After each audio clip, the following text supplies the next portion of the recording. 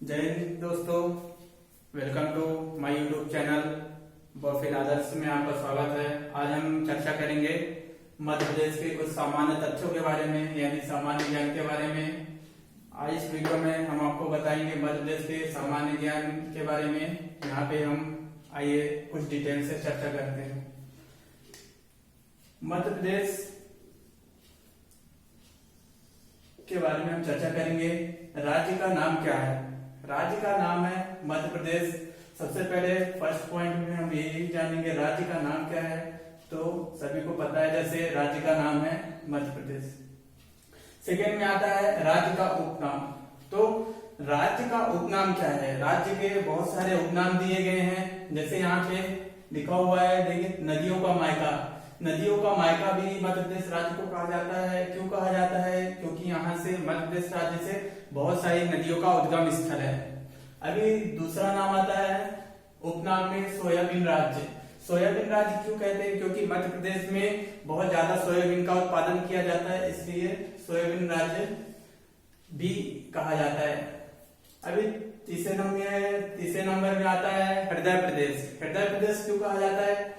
क्योंकि ये मध्य प्रदेश जो राज्य है देश के सेंटर में स्थित है, यानी कि बीच में। आप यहाँ पे देख पा रहे हैं, यहाँ पे मैंने भारत का मैप लगाया हुआ है, इंडिया का नक्शा लगाया हुआ है। यहाँ पे सेंटर में मध्य प्रदेश दिख रहा हुआ है, बीच में दिख रहा है, यानी कि इसलिए इसे मध्य प्रदेश का हृदय प्रदेश भी कहते हैं। मध्य प्रदेश को हृदय प्रदेश भी कहते हैं। तीसरा नाम के बाद है चौथा उपनाम है टाइगर स्टेट। टाइगर स्टेट भी उपनाम से जाना जाता है मध्य प्रदेश को। तीसरा पॉइंट आता है राज्य का सर्वप्रथम गठन कब हुआ था? मध्य प्रदेश राज्य का सर्वप्रथम गठन कब हुआ था? मध्य प्रदेश राज्य का सर्वप्रथम गठन हुआ था 1 नवंबर 1956 ईस्वी में। मध्य प्रदेश राज्य का गठन सर्वप्रथम हुआ था 1 नवंबर 1956 में। उसके बाद वर्तमान स्वरूप में गठन। मध्य प्रदेश राज्य का वर्तमान स्वरूप में गठन कब हुआ था? तो वर्तमान स्वरूप में गठन इसका हुआ था 1 नवंबर 2000 ईस्वी में। 1 नवंबर 2000 ईस्वी में। इसलिए हम हर साल 1 नवंबर को मध्य प्रदेश दिवस के भी रूप में मनाते हैं। चौथे पॉइंट के बाद आता है पांचवा पॉइंट, मध्य प्रदेश नाम किसने दिया? अब यहाँ पे आता है मध्य प्रदेश नाम किसने दिया? तो सर्वप्रथम मध्य प्रदेश नाम यहाँ पे दिया थे पंडित जवाहरलाल नेहरू। पंडित जवाहरलाल नेहरू ने मध्य प्रदेश नाम दिया था। पंडित जवाहरलाल नेहरू हमारे देश के पहले प्रधानमंत्री भी थे। अब अगले लाइन पे आते हैं, अगले पॉइंट पे आते हैं 6 नंबर में राज्य की भौगोलिक स्थिति। अब राज्य की भौगोलिक स्थिति के बारे में चर्चा करेंगे। तो राज्य की भौगोलिक स्थिति क्या है? 21 यानी 21 डिग्री, यहाँ पे जो ऊपर लगा हुआ है इसे डिग्री बोलते हैं और इसे मिनट बोलते हैं। 21 डिग्री 6 मिनट, 21 डिग्री 6 मिनट उत्तरी अक्षांश से 26 डिग्री 30 मिनट उत्तरी अक्षांश तक। अब यहाँ पे उत्तरी अक्षांश बोला 21, तो हम यहाँ नीचे से अक्षांश जो है नीचे से होता है, यहाँ पे सेंटर लाइन होती है, यहाँ 0 से स्टार्ट होता है। तो 21 डिग्री 6 मिनट, तो यहाँ का जो सबसे नीचे वाला पॉइंट होगा ये होगा 21 डिग्री 6 मिनट, और इसका जो सबसे ऊपरी वाला हिस्सा होगा, सबसे ऊपरी वाला, उसे बोलेंगे 26 डिग्री 30 मिनट उत्तरी अक्षांश, तथा 74 डिग्री 9 मिनट 74 डिग्री 9 मिनट पूर्वी देशांतर से 82 डिग्री 48 मिनट पूर्वी देशांतर के मध्य स्थित है हमारा मध्य प्रदेश। तो 74 डिग्री 9 मिनट, यहाँ पे ये जो है 74 डिग्री 9 मिनट हो गया, और ये जो पूर्वी 74 डिग्री 9 मिनट पूर्वी देशांतर से 74 डिग्री 9 मिनट पूर्वी देशांतर से यहाँ पे 82 डिग्री 48 मिनट पूर्वी देशांतर तक के मध्य हमारा ये जो पूरा मध्य प्रदेश इसकी स्थिति है, भौगोलिक स्थिति इसकी ये है। राज्य का कुल क्षेत्रफल कितना है? राज्य का, अब हम अगले पॉइंट के बारे में बात करें, राज्य का कुल क्षेत्रफल कितना है। तो राज्य का कुल क्षेत्रफल है 3,08,285 वर्ग किलोमीटर। राज्य का कुल क्षेत्रफल कितना है? 3,08,285 किलोमीटर। अब अगले पॉइंट के बारे में बात करते हैं, देश का कुल क्षेत्रफल में प्रदेश का कितने प्रतिशत हिस्सा है। यानी कि इस पूरे देश में मध्य प्रदेश का क्षेत्रफल में कितना हिस्सा है, कितना हिस्सेदार मध्य प्रदेश है देश के हिस्सेदारी में।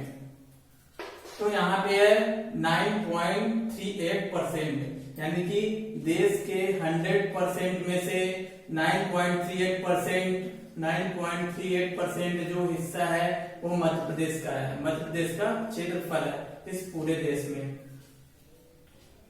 अब बात करते हैं राज्य का क्षेत्रफल की दृष्टि से देश में कौन सा स्थान है।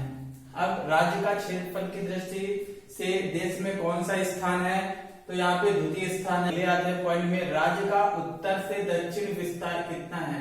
अब राज्य का उत्तर से दक्षिण विस्तार के बारे में हम बात करेंगे, यहां से लेके यहां तक, उत्तर से लेके दक्षिण तक, यानी कि इस छोर से इस छोर तक राज्य का विस्तार कितना है। तो राज्य का विस्तार है 605 किलोमीटर। 605 किलोमीटर, यहां से लेके पूरा यहां तक 605 किलोमीटर राज्य का विस्तार है।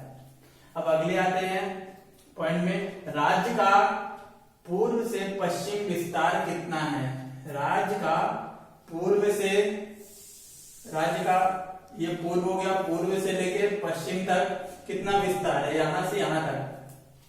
तो इसका विस्तार है 807 किलोमीटर। 807 किलोमीटर पूर्व से लेके पश्चिम तक राज्य का विस्तार 807 किलोमीटर है, और उत्तर से लेके दक्षिण तक राज्य का विस्तार है 605 किलोमीटर।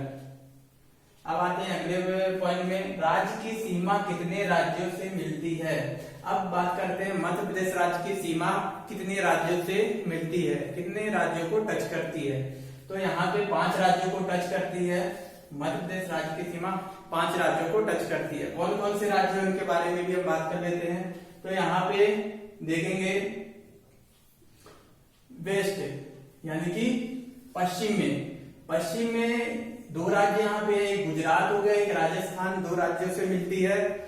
और यहाँ पे पूर्व की बात करें तो पूर्व में छत्तीसगढ़ राज्य हो गया, पूर्व में छत्तीसगढ़ राज्य से मिलती है मध्य प्रदेश की सीमा। और दक्षिण में महाराष्ट्र से मिलती है, दक्षिण में मध्य प्रदेश की सीमा महाराष्ट्र से मिलती है। और उत्तर में उत्तर प्रदेश से मिलती है, उत्तर में उत्तर प्रदेश से मध्य प्रदेश की सीमा मिलती है। अब ये अगले पॉइंट में बात करते हैं, राज्य की अधिकतम सीमा, राज्य की सबसे अधिक सीमा, राज्य की जो सबसे अधिक सीमा है किस राज्य से मिलती है। तो राज्य की सबसे अधिक सीमा है यहां से लेके यहां तक, यानी उत्तर प्रदेश के साथ मिलती है, उत्तर प्रदेश के साथ मिलती है सबसे अधिक सीमा।